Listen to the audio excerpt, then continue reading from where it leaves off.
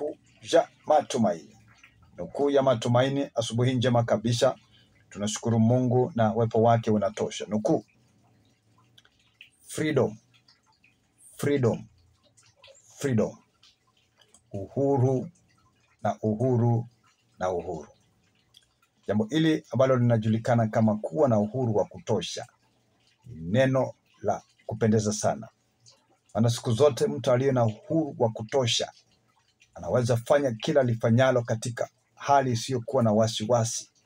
Maana anatambua niliko hapa, nina uhuru wa kuwa hapa. Nina uhuru wa kufanya jambo hili. Na uhuru wa kutenda jambo hili. Na siku zote atafutaye kupata uhuru, the freedom, lazima utaisikia sauti yake kwa nguvu. Maana ataipiga na kupiga na nguvu. Maana anatamani kuwa na huo uhuru wa kufanya mambo yake pasipo kuwekewa mikwazo, mipaka na uzito.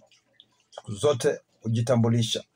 Katika uhuru wote hapa duniani, kila kitu kilicho chini ya jua kinatamani kuwa na uhuru. Ndege walio wa angani na hata wale wa ardhini, ndege wa mwituni na wale pia wa kufugwa nyumbani wanatafuta uhuru. Maana walio nyumbani wana hatari na ndege wale wanaoishi porini. Maana wa porini wafanya wale watoto wa ndege wa nyumbani kuwa vyakula tena vitoweo. Wanatafuta pia nao kuwa na uhuru wa kila siku. Wanyama wa porini, kuna wanaotafutwa na wanyama wa porini siku zote kuwafanya kuwa chakula cha kila siku. Waonapo tu wanyama wenzao wakimbiza na kutaka kuwamaliza. Uhuru, the freedom. Uhuru watu wanaotafuta sana. Ukiwa nyumbani, kuna wanaotafuta uhuru wakiwa nyumbani, na kuna wale wanatafuta uhuru wakiwa kule sehemu za magerezani. Kila mtu anatafuta uhuru wa kila siku. Mataifa yanatafuta uhuru. Maana pia yanatafuta wao kufanya vitu vyao kwa kivyao. Hawatamani kutawaliwa. Hawatamani kufikwa kiwango cha kuweza kuzuiwa kufanya vitu ambavyo wanahitaji kuvifanya wenyewe. Matajiri wanahitaji uhuru wao kwa sababu wana senti na fedha na mali. Wanatamani kuwa na uhuru wao wa kufanya vitu vyao kwa moyo na kwa bidii. Uhuru, freedom, freedom, freedom. Katika nukuu ya matumaini tunasema hivi: siku zote unapomwona maskini pia naye anahitaji uhuru. Unapoona mataifa wanahitaji uhuru. Unapoona wanyama, hata watoto wanahitaji their freedom. Wawe na uhuru wao wa kufanya vitu vyao wakiwa shuleni, wakiwa nyumbani. Nia tunaoishi ndani, kila mtu anatamani kuwa na uhuru wa kufanya chochote anachokihitaji. Anahitaji kuwa na uhuru wa kutembea, uhuru wa kuongea. Wanasema freedom of speech, aongee vile apendavyo. Uhuru. Wanahitaji kuwa na uhuru wa kuabudu, ya kwamba mtu asiwazuie katika sehemu ya maabudio, wa mwabudu Mungu katika kweli na roho. Unaweza tukumbuka hivi majuzi katika nukuu ya matumaini. Kisa hiki, gonjwa lilishuka kubwa sana, corona lilipiga dunia, na dunia ikawa haina mbele wala nyuma.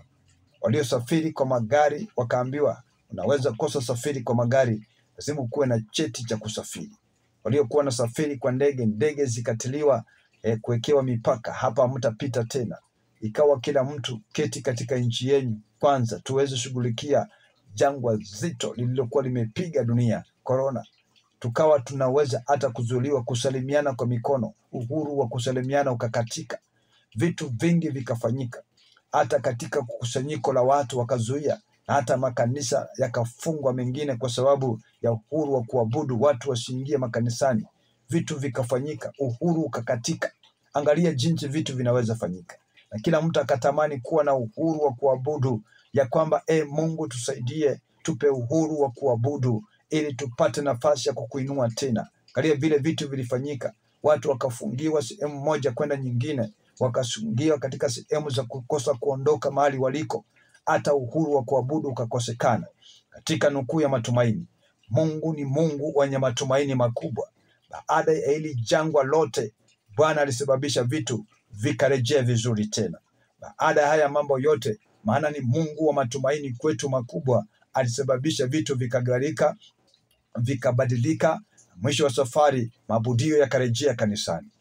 Swali nililonalo asubuhi njema kabisa: je, unamtumikiaje Mungu wakati huu una freedom ya kumwabudu Mungu? Je, unafanyaje ibada wakati una freedom ya kumwabudu Mungu? Maana kuna nyakati ulizuiliwa hata kanisani haungeingia. Na kama ungeingia ungekalishwa mbali na mwenzio.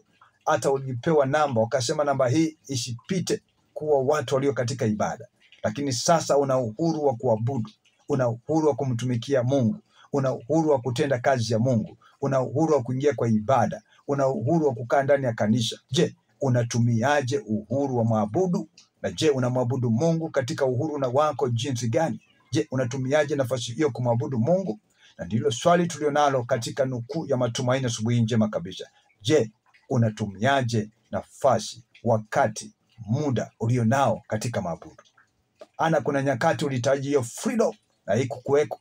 Kuna wakati ulihitaji uhuru huo haungepatikana, lakini sasa una uhuru, una freedom ya kumwabudu Mungu. Katika nukuu ya matumaini, unatumiaje?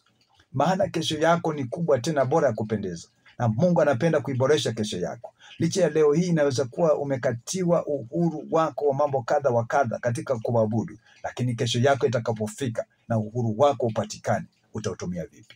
Matthew Ndema ndilo jina langu, na ndiyo imekuwa nukuu ya asubuhi ya leo nzuri kabisa. 4561468 ndio TIN namba yetu. Pia unaweza simama na kituo hiki kwa fedha zako ili tupate nafasi ya kutamba na kufika FM, na Mungu atakubariki sana. Ili tena tusalie hewani daima, tunahitaji fedha. Simama nasi na Bwana akutende mema. Asante na karibu popote mlipo. Imekuwa ni nukuu ya matumaini.